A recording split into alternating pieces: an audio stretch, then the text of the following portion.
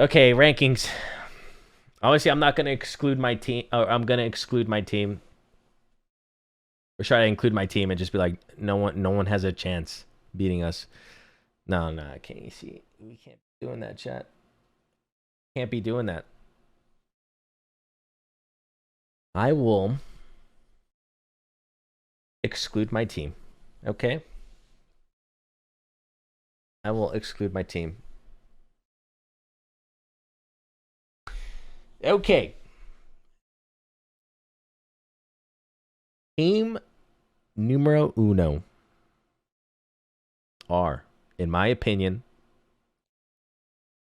the Kings. As much as it, you know how much beef I have with genetics, bro. Fake beef though, it's fake beef. But you know how much fake beef I have with genetics, okay? To compliment this guy, it hurts me in my soul, okay? But this team, in my opinion, number one, okay? The reason being is that they stuck together as one, right? So they have a whole year of practice. I think they really hit their stride towards the end of season 3. They were playing really well. They're a team that has, or that can play multiple different play styles. They're hard to prepare for. They're also a very intelligent team when it comes to macro calling. And of course their players are all great. So with all that being said, and the fact that they gave us the most trouble at Worlds, I'm gonna say the Kings are number one. Okay, the Kings are a threat, a small threat, but a threat. Okay, so we're gonna put Kings number one. Bro, this is the. Why does that not even? Did I spell Kings wrong? By the way, why does that look so weird? Tell me that doesn't look so weird. That doesn't even look like Kings is correct. Anyway, whatever. Number two. Number two. What color should we make them? Yeah, let's see if you guys can guess the team. Let's see if you guys can guess the team based on the color that I pick, okay? So number 2 is gonna be... I like this new camera angle.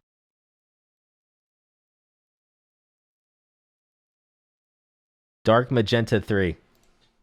Oh shit. I did it on the wrong box. Okay. Dark Magenta 3. Who's it gonna be? Okay, yeah, it's the Titans. Okay, we got to switch their this color. What is a good contrast to Dark Magenta 3, guys? Yellow, probably, right? Hello? Yellow? Why isn't it working? Oh, white, true.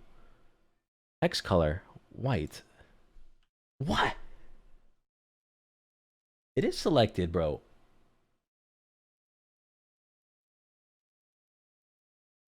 All right, whatever. I'll just highlight it, I guess. Boom, done. Okay, Titans. Titans are going to be number 2. Why? They were pretty much the most consistent team at the end of, or in the middle and the end of season 8. They were very dominant in phase 2 and phase 3. One reason why or a couple of reasons why they're not above the Kings is that I don't think they're as flexible as the Kings when it comes to picks and bans. 2, they have a roster change, and they went from the GOAT solo Benji to a young gun Sot who has a lot of potential. Sot is a very good mechanical player, but he does have his weaknesses. And if he can work through that this year, then this team is going to be very scary. But as far as right now, I think the fact that they got rid of their GOAT solo, or not, they didn't get rid of, he retired, and they brought in Sot, who's a bit, you're not really sure what you're going to get out of him, even though he's an extremely talented player. And the fact that I don't think they're not as flexible in drafts and and play styles as the Kings, they're going to be number 2. However, this team has the potential, of course, to be the best easily. But objectively speaking, in my I think the things I just said puts them a little bit below the Kings. Close second. Close second.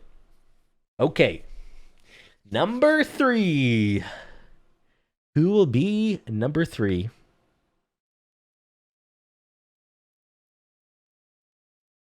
Who will be number 3, chat? The color will be yellow. Well, let me select it first. Hold on. The color will be yellow. Who is that? Who is yellow? Scarabs. Yay, Scarabs. Why are the Scarabs number 3, chat? Well, this is a bit of recency biased, but they performed extremely well at Worlds. They definitely hit their stride. One thing that shows me that the Scarabs have improved is the way that their whole team play. Like they all played according to whatever the game plan was that they were doing, and that to me shows like a nice level of maturity in their game, as well as good leadership, good communication. And I think if you guys listen to their comms are really good. When they showed the comms and at the finals of the promotion tournament, their comms were really good. And then what happens? Sot left to join the Titans, and then who can take Sot's position in solo for this guy? None other than the 2-time Scary D. Okay, Scary D's back in solo, and this is only gonna help the Scarabs because let's put this into perspective. Okay, Sot is a brilliant player, but I would say his weaknesses are in the mental game. Okay, consistency, his mental fortitude, and staying disciplined in the games. And that is what Scary D brings. Okay, he brings all those things. Scary D has been part of 2 extremely difficult runs at Worlds.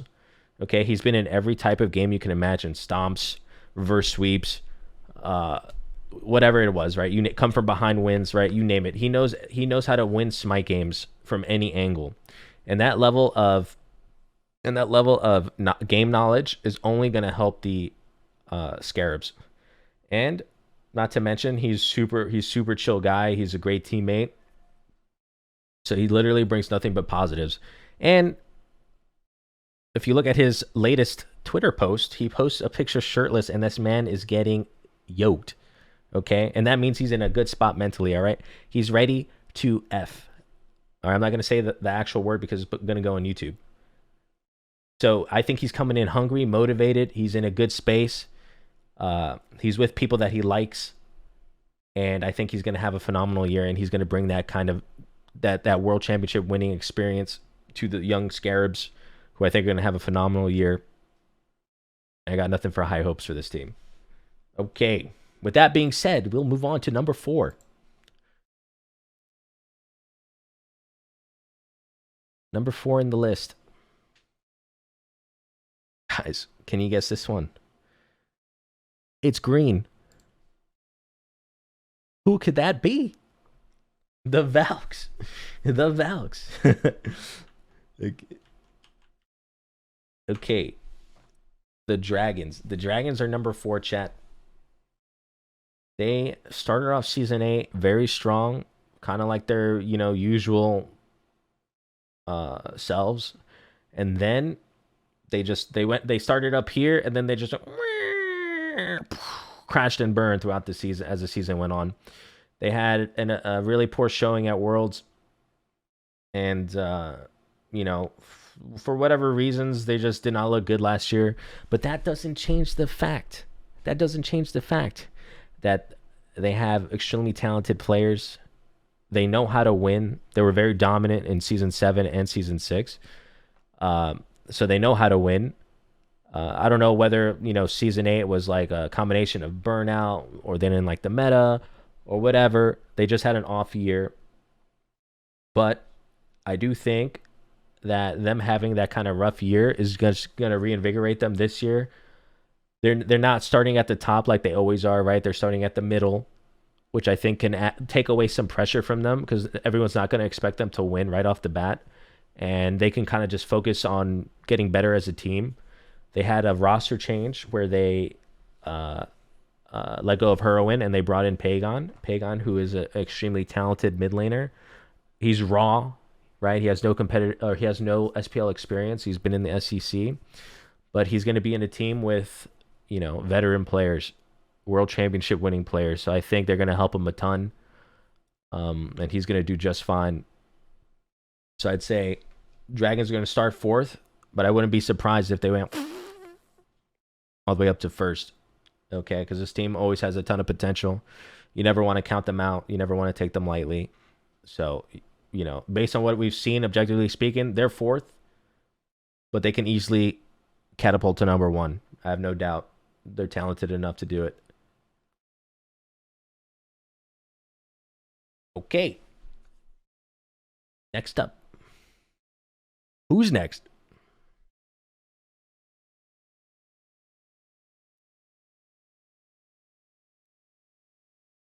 Who is next, chat? It's blue. It's blue. It's going to be the Bolts. And we will switch this to yellow.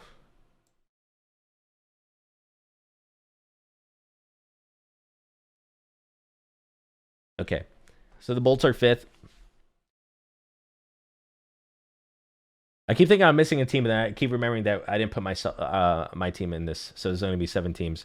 So the Bolts are going to be number 5. They were, in my mind, the worst team out of the 6 that made it to Worlds. And the only reason why they are behind, or not the only reason, but the main reason why they're behind the Dragons, because the Dragons like 3-0'd them in the placement rounds. So it's obvious the Dragons were better than them at the time.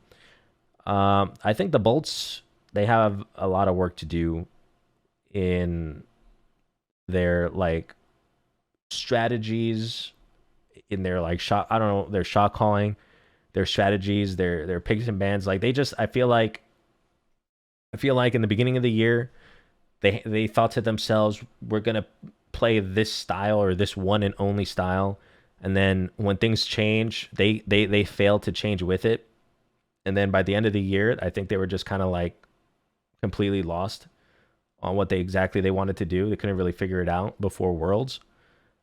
But that's not to say that this team doesn't have potential. I think Hax is really good. Barra's really good. Their team overall can win, but like I said, they got a lot of work to do. They need to be adaptable. They need to be more flexible. They need to have different strategies. They need to work on their scrims, bunch of stuff like that. And then I think the sky's the limit. Well, not the sky, but I think they have potential to win. They have potential to win, but they are definitely in a rough spot right now. But they're also a streaky team. I think they're also a streaky team, so maybe they can pull off a run or something like that. But I do think they need to change their philosophy on how they play the game or how they approach the game for them to have a shot to win. Okay. Next up. Boom. Who's next?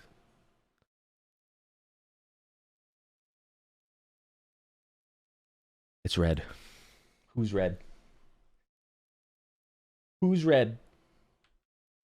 Warriors. Warriors. Okay. So I'm going to preface this by saying that in the beginning of Season 8, I had this team as like a top 3 team based on the roster, right? They got 2 of the defending world champs at the time, right? Neil and Fred. Neil's a 2-time. Fred's a 1-time.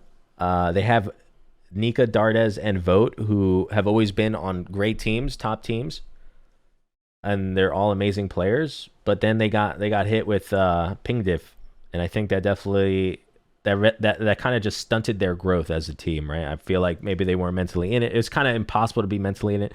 I don't really want to say for sure that that's what This is just what I think, right? I don't have facts to back that up. I don't know how their mentals were or whatever, but to me, it looked like the motivation probably wasn't there playing with all the ping.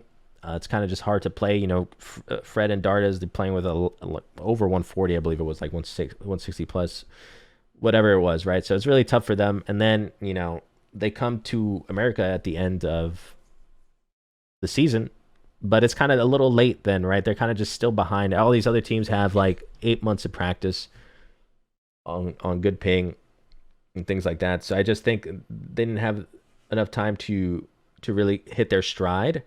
However, I think they had enough time for the promotion tournament to practice. They all were in NA, and I was pretty disappointed in their performance in the promotion tournament, especially the games against the Fun Havers, where they actually almost lost, and maybe should have lost if the Fun Havers were a little more experienced.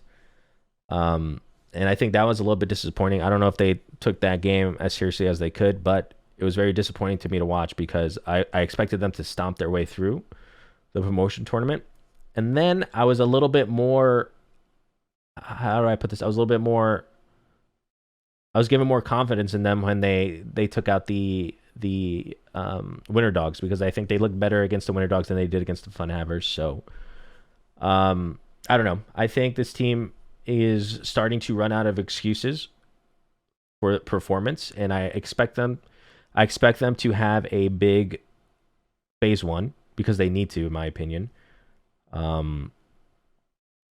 Like I said, I do think every player on the team has the potential to win it all. They're all very good, experienced players. But I think it's just, it's time for them to show up. And I expect them to have a great phase one. And I can see them jumping up a few spots easily. And we're just going to have to wait and see. We're going to have to wait and see. Okay. Next up. I don't know if you can guess this one, chat. This might be a tough one. We are going to go with teal. Cyan. Okay. The Valkyries. Do I try to spell out Valkyries fully? What if I embarrass myself? I think it's like this, right? Okay. All right, we got it. So the Valks, I would say I was very impressed by this team in the promotion tournament. So many teams in the promotion tournament. It's hard for me to watch because it just looks like a rank game to me. But when I watched the Valkyries play, it looked like an SPL team playing to me, right? They were getting ahead from farming. They weren't taking fights just to fight. They were fighting over objectives. They were prioritizing objectives.